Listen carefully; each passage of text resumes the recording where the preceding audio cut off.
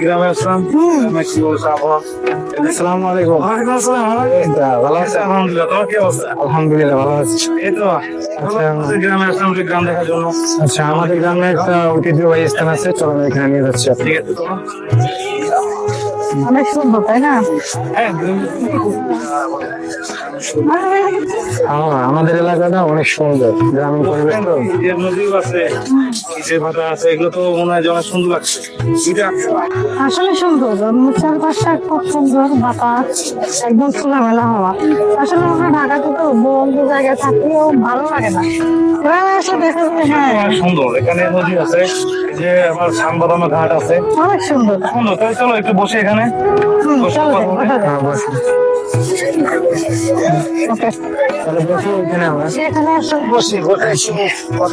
যে পরিবেশ, এই পরিবেশে আসলে সারাক্ষণ না বসে থাকি, ভালোই লাগতেছে।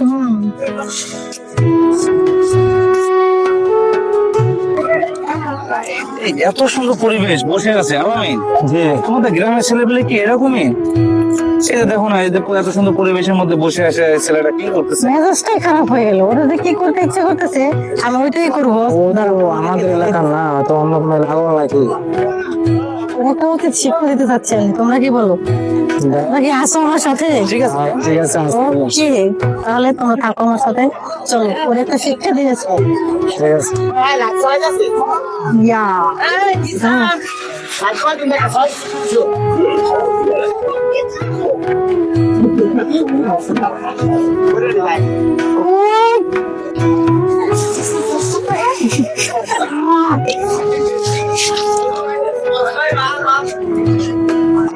একটা কাজ করবেন আপনি।